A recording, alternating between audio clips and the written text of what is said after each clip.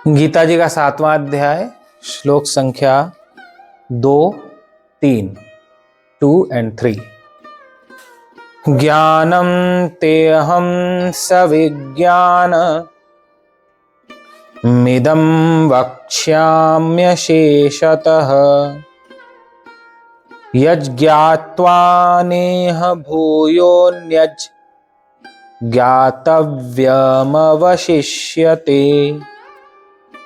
मनुष्याणां सहस्रेषु कश्चिद्यतति सिद्धये यततामपि सिद्धानां कश्चिन्मां वेत्ति तत्त्वतः।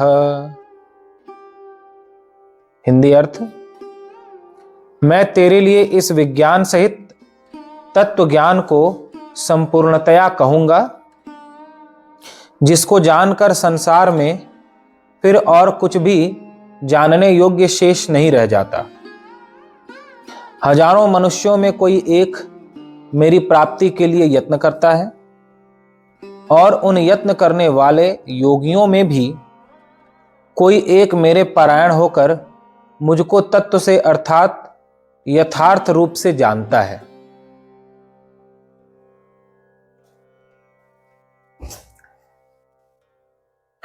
ज्ञान बहुत नहीं होता, जितनी भी बातें होती हैं ज्ञान की नहीं होती।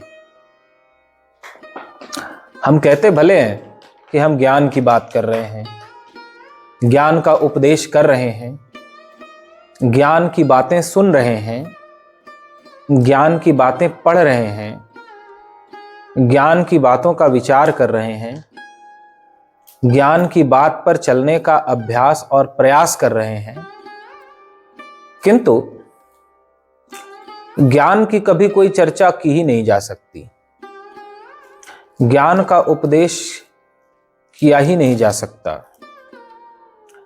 चर्चा हमेशा अज्ञान की होती है, बातें हमेशा अज्ञान की कही जाती हैं। जैसे प्रकाश का अभाव ही अंधकार है,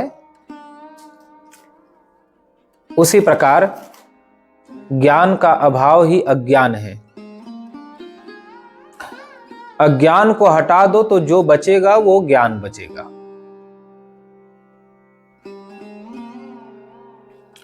अज्ञान को जानकर उस अज्ञान का हम त्याग कर दें, अज्ञान को त्यागते त्यागते त्यागते त्यागते जब संपूर्ण अज्ञान का त्याग हो जाएगा तो जो बचेगा वही ज्ञान होगा। ज्ञान तो प्राप्त है, ज्ञान पाना नहीं है किसी को। अज्ञान का त्याग करना है। जैसे अग्नि राख से ढकी हुई हो, सिर्फ राख को हटाना है। अग्नि तो है ही पहले से, वैसे ही ज्ञान तो सबके भीतर है ही पहले से। अज्ञान की जो परत पड़ गई है, उन परतों को एक एक करके धीरे धीरे धीरे धीरे धीरे धीरे हटाना है। जब अज्ञान की सारी परतें हट जाएंगी तो जो बचेगा वह ज्ञान होगा। ज्ञान को वाणी से नहीं कहा जा सकता, ज्ञान का मन से विचार नहीं किया जा सकता, बुद्धि से चिंतन नहीं किया जा सकता। हाँ, अज्ञान का विचार किया जा सकता है, अज्ञान के बारे में कहा जा सकता है, अज्ञान को समझा जा सकता है। ज्ञान को नहीं समझा जाता, अज्ञान को समझा जाता है। जैसे मैं आपसे पूछूं कि अस्वस्थ किसे कहते हैं? अस्वस्थ तो आप बता दोगे, लेकिन मैं आपसे पूछूं कि स्वास्थ्य की डेफिनेशन बताइए, स्वास्थ्य की क्या परिभाषा है? हेल्थ किसे कहते हैं? तो आप इसकी कोई परिभाषा नहीं दे सकते, कोई डेफिनेशन नहीं दे सकते। आप सिर्फ यही कहोगे कि बीमारी का न होना ही स्वास्थ्य है। इससे ज्यादा क्या कहोगे? जब कोई बीमारी नहीं है शरीर में तो यही स्वास्थ्य है। इससे ज्यादा स्वास्थ्य के विषय में कोई नहीं कह सकता। उसी प्रकार ज्ञान के विषय में भी कुछ कहा नहीं जा सकता। जब अज्ञान नहीं है, अज्ञानों का संपूर्णता से उन्मूलन हो गया है, तो जो बचता है वही ज्ञान है। जैसे अभी अभी आपको उदाहरण दिया कि रोगों का न होना ही स्वास्थ्य है, वैसे ही अज्ञान जितने हैं उनका न होना ही ज्ञान है। इतना ही कहा जा सकता है ज्ञान के विषय में, इससे विशेष नहीं कहा जा सकता। तो भगवान ने ज्ञान के बारे में नहीं बल्कि हमारे अज्ञान के बारे में कहा है। अनेक तरह से हमारे अज्ञान को दिखाते हैं कि तुम्हारे भीतर क्या क्या अज्ञान है, क्या तुम्हें नहीं मानना चाहिए था और तुमने मान रखा है, क्या तुम्हें नहीं जानना चाहिए लेकिन तुमने जान रखा है, कौन तुम्हारा है लेकिन तुम उसे नहीं पहचान पा रहे और कौन तुम्हारा नहीं है उसे तुमने अपना मान रखा है। अनेक तरह के उदाहरणों से, अनेक तरह के सिद्धांतों से, अनेक सूत्रों से भगवान हम यही बताते हैं, हमें हमारा अज्ञान दिखाते हैं। बार बार हमारा अज्ञान दिखाकर उसे दूर करने का प्रयास करते हैं ताकि किसी भी प्रकार से अज्ञान हटे और ज्ञान जो भीतर में है हम उसे प्राप्त कर पाए। तो इस 7वें अध्याय को ज्ञान विज्ञान योग नाम दिया, यानी ज्ञान को विज्ञान के साथ भगवान कहते हैं। जो अब तक उपदेश भगवान ने किया है अब उसी को विज्ञान के साथ कहते हैं, यानी विस्तार के साथ कहते हैं। जैसे ये शरीर है, शरीर के विषय में आपको ज्ञान होगा कि हाँ ये शरीर है, दिखाई पड़ रहा है। अब विज्ञान किसे कहेंगे? शरीर को यदि जानना है विज्ञान सहित, तो ज्ञान को विज्ञान के साथ कहने का क्या अर्थ है? जैसे अब शरीर में ये आंखें हैं, आंखों में क्या होता है? आंखों में रेटिना है, फिर उसके अंदर भी नसें हैं। ऐसे ही शरीर में कहाँ हार्ट है, कहाँ आंत है, कहाँ किडनी है, क्या फंक्शन कैसे काम करता है, ये सारी चीजें जानना विस्तार से। नसें कितनी हैं, रक्त में कौन कौन से तत्व होते हैं, श्वेत रक्त कणिकाएं यानी WBC, लाल रक्त कणिकाएं RBC, ऐसे ही DNA और बहुत सारी चीजें। ये विस्तार के साथ एक एक पार्ट को जानना समझना। शरीर तो इतना ही है लेकिन इसके हर पार्ट को विस्तार की, ये इसको आंत कहते हैं, इसको हार्ट कहते हैं, हार्ट ऐसे काम करता है, मस्तिष्क ऐसे काम करता है, इसे विस्तार से जानना, खंड खंड करके जानना, यह हो गया विज्ञान के साथ जानना, विस्तार के साथ जानना।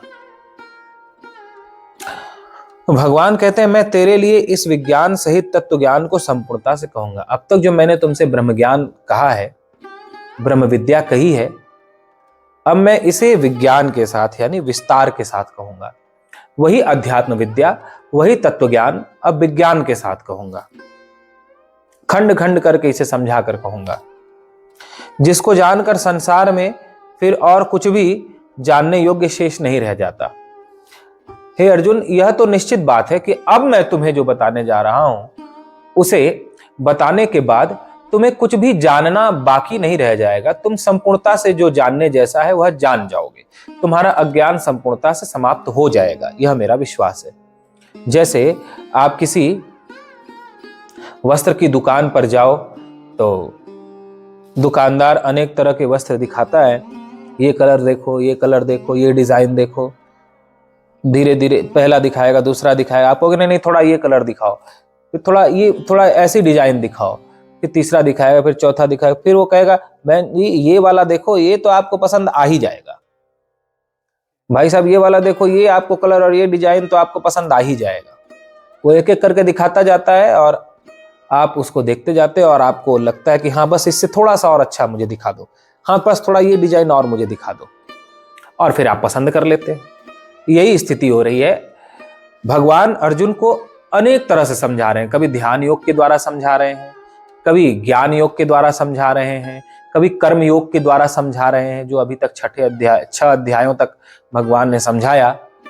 अब भगवान कहते हैं कि इस बार मैं जो तुझे उपदेश करने जा रहा हूं, इस बार मैं तुम्हें जिस ढंग से समझाने जा रहा हूं, जो बताने जा रहा हूं, अब कुछ भी तुम्हें जानना शेष नहीं रह जाएगा, इसी में तुम सब कुछ जान जाओगे।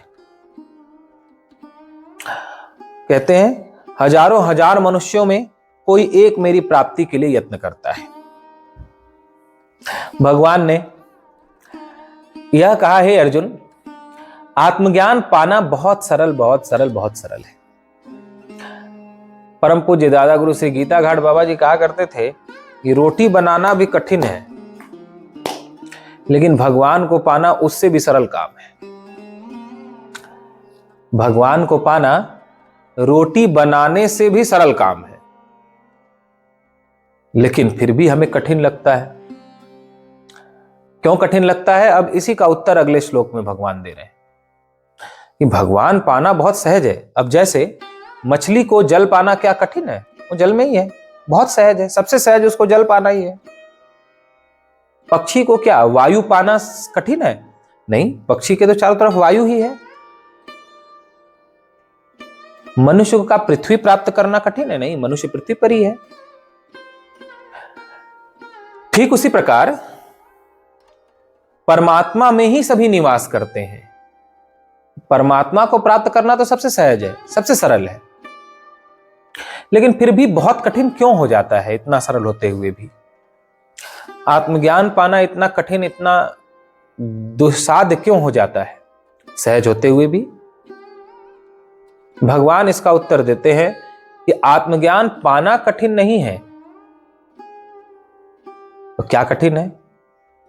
बुद्ध भगवान की यह घोषणा थी कि इस पृथ्वी पर जिसने भी जन्म लिया है मनुष्य रूप में, चाहे वो जिस जाति का है, जिस धर्म का है, जिस वर्ण का है, बच्चा है, जवान है, बूढ़ा है, किसी भी समाज का है, गोरा है, काला है,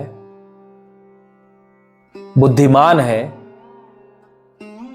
या बुद्धिहीन है, जैसा भी है, मनुष्य शरीर जिसे भी प्राप्त हुआ है, वो सभी आत्मज्ञान को प्राप्त कर सकते हैं, वे सभी बोध को उपलब्ध हो सकते हैं।